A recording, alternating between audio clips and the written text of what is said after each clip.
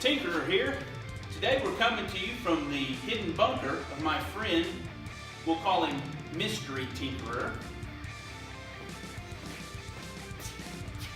And why are we keeping his identity a mystery? Well, because today we're going to make this room a secret room by building a bookcase in front of it. So let's get started. The first thing that has to be done is moving this switch. It's right in the way. So after adding a junction box and routing the wire to the inside of the room, the switch is on the inside of the room where it should be, plus we have a plug. We're going to hang a door on the inside of this opening that swings into the room for some added security. The only problem is the rough opening is slightly narrower than it needs to be able to fit the door in. So we've got to pull off this 2x10 and replace it with a 1x, and that'll give us enough room to slide our door in. And since this basement is concrete walls, we have to pre-drill with a hammer drill and screw this board on with some concrete screws.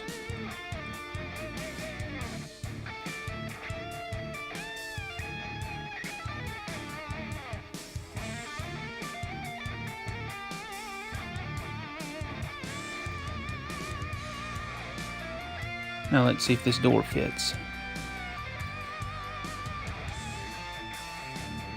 Just barely. A few shims and screws, and it's really secure.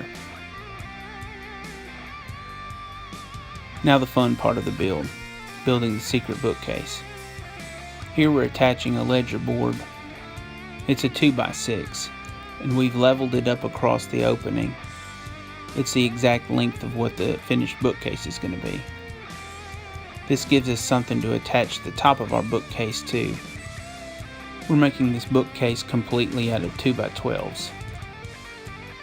You wouldn't normally build a bookcase out of 2x12s if it was upstairs in your house, but in your basement garage, it looks like something you would have down there. Nothing fancy, just utilitarian. We're screwing it to the bottom of the 2x6. This anchors it to the wall and makes it really sturdy, because as you'll see in a moment, the bookcase door hangs off of this and it has to be really strong. Now we're attaching 1/4-inch luan to the wall. This mimics the back of the bookcase like it's a freestanding unit.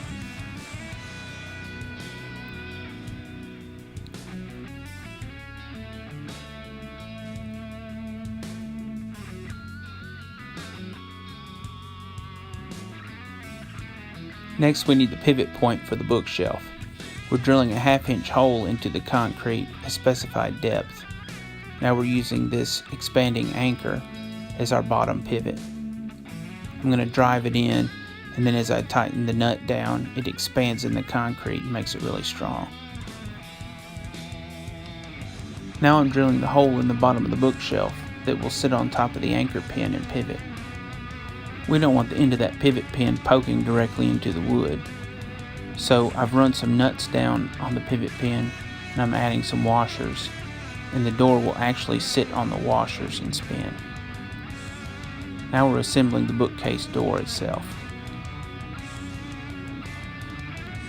To make sure it's square, we're measuring the diagonals.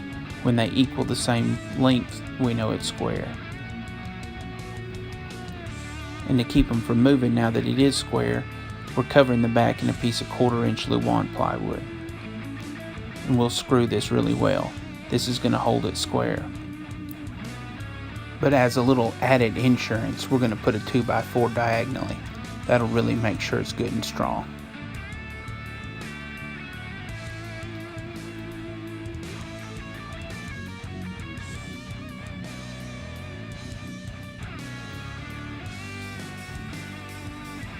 Before we install it in the opening, we're going to go ahead and add the middle shelf. It's easier to get to right now.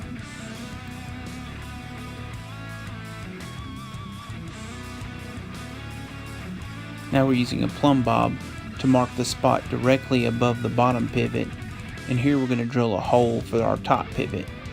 Both pivots will be aligned on the same axis and the door will function properly. Here we're setting our bookshelf door in its opening. We've used some blocking on the non-pivot side to temporarily hold the shelf where it needs to be. Now we're going to drill down through that hole we made into the shelf and run a bolt up from the bottom as our top pivot.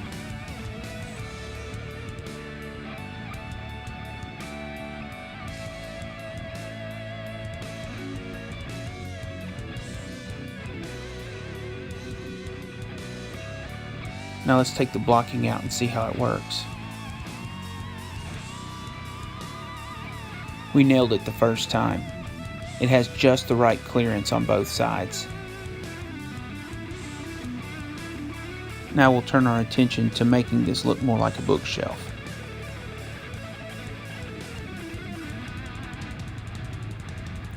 Best friend Tinkerer has shown up to lend a hand to Mystery Tinkerer and myself. We're adding shelves to both the side units and the middle unit, making sure everything lines up horizontally as it goes across. This will sell the illusion that it's just an ordinary bookcase.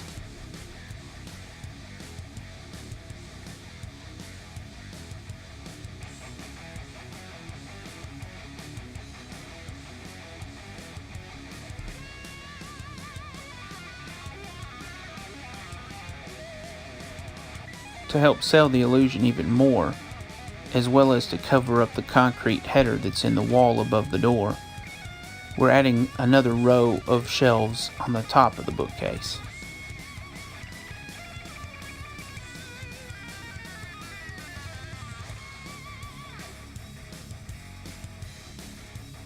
It's time to add the face frames to the bookcase. This is a tricky proposition because you got to make sure of where they're nailed so that the door can open and they don't bind.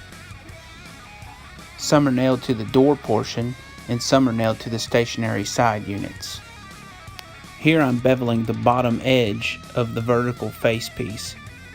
This will allow the base trim to fold in behind it and not bind. And here's that base trim. It's also beveled.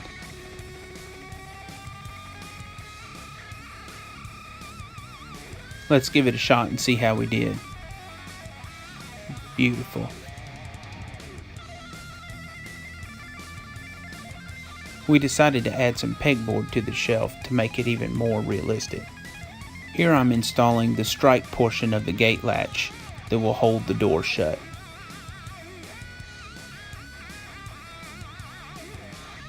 We need to take the pegboard back off in order to put some blocking for the other portion of the gate latch.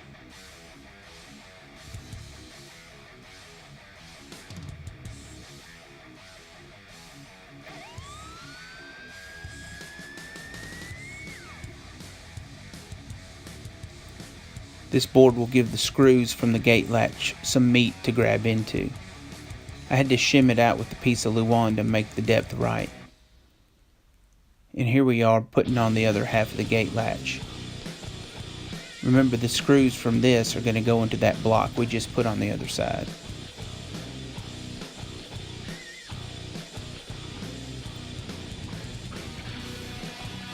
Now let's see how it works. Perfect.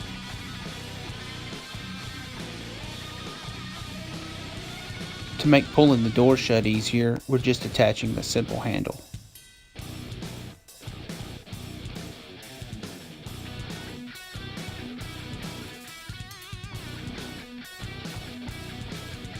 Now we need a wire to come through the door to open it from the outside.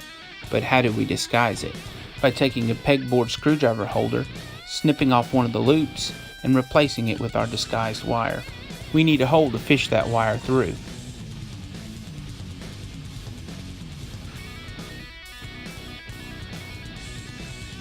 Now we just need to make our connection to our gate latch.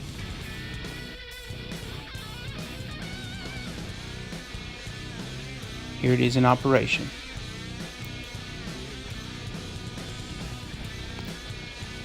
Let's take a look at it from the outside.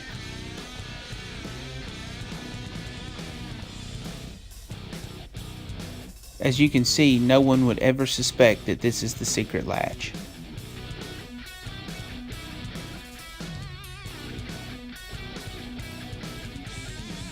You can even hang a screwdriver on it to disguise it even more.